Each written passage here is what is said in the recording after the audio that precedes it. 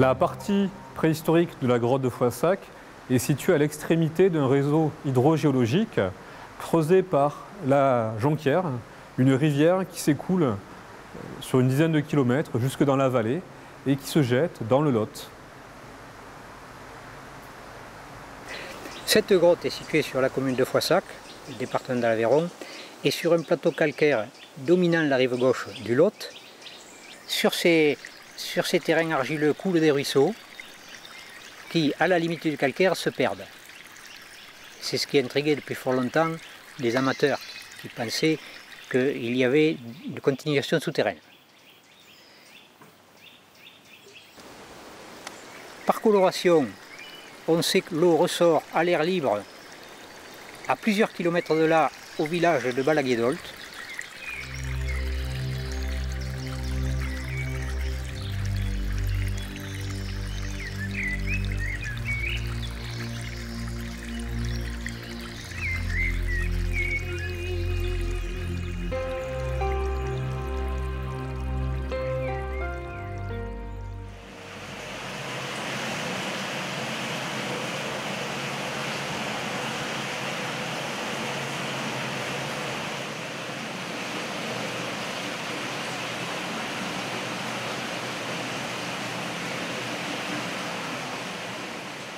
Alors pendant un peu plus d'une heure, nous allons découvrir ensemble la grotte de Foissac et nous allons nous familiariser avec des notions d'archéologie, de géologie et de minéralogie qui vous permettront d'apprécier véritablement le site et sa beauté particulière. Donc aménagé sur un peu plus de 400 mètres, nous allons nous rapprocher de l'entrée préhistorique qui est effondrée et nous allons découvrir à ce moment-là des vestiges archéologiques encore en place, c'est-à-dire qui n'ont pas bougé depuis l'époque des préhistoriques.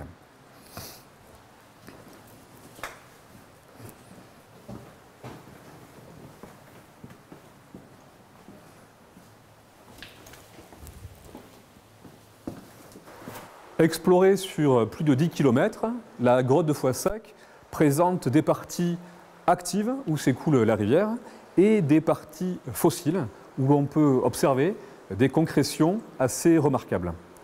Et cette grotte présente une particularité au niveau minéralogie. C'est ce qu'on appelle des bulles de calcite.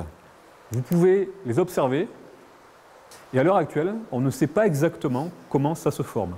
Donc ça fait partie du mystère de la grotte.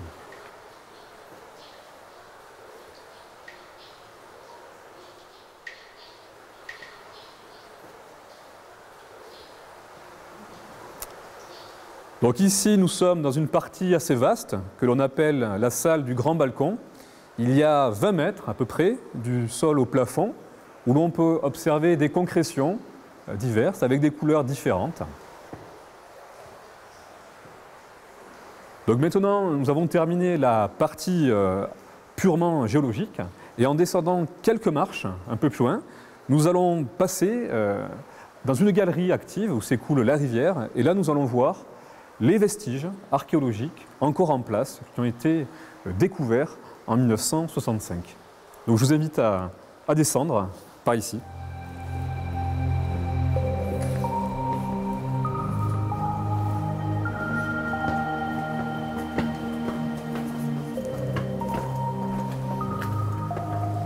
La grotte de Foissac présente de nombreuses traces de passage, humaines ou animales.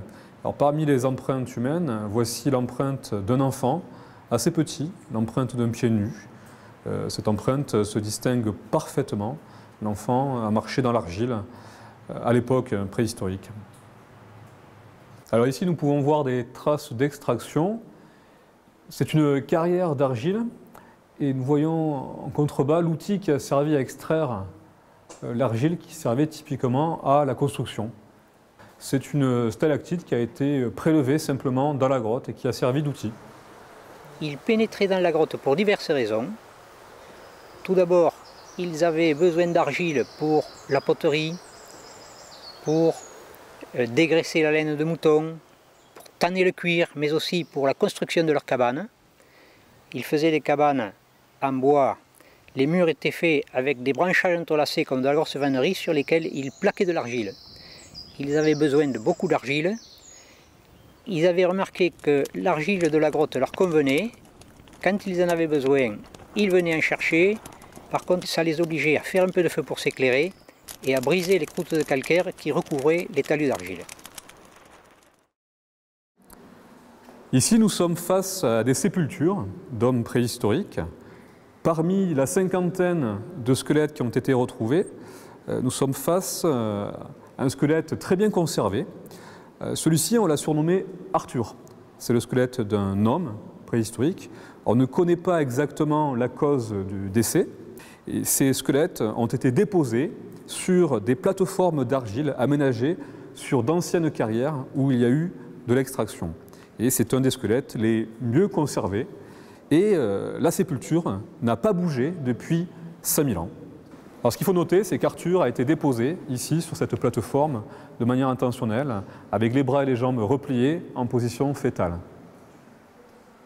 Sur cette plateforme supérieure, c'est la sépulture d'un enfant qui est décédé à l'âge de 7-8 ans, qui a été déposé ici, certainement maintenu par des liens ou dans un sac.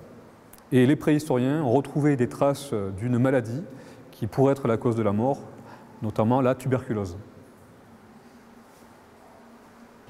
Maintenant, nous sommes dans une zone de la grotte proche de l'entrée, effondrée, qui était utilisée à l'époque par les préhistoriques.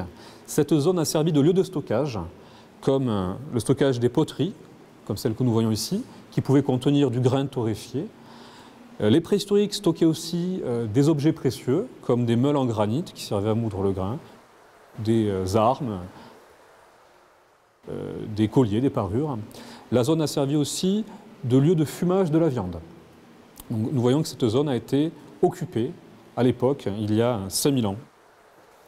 Récemment découverte, cette statuette, une pièce d'art mobilier vraiment exceptionnelle, est sculptée dans un os de bison. Cet animal ayant disparu d'une région il y a 12 000 ans, cette statuette serait attribuée à une période antérieure au Chalcolithique, soit de 12 000 à 20 000 ans. Proche de la partie visitable de la grotte, dans une zone difficile d'accès, se trouvent des représentations pariétales, notamment des bisons, un auroch,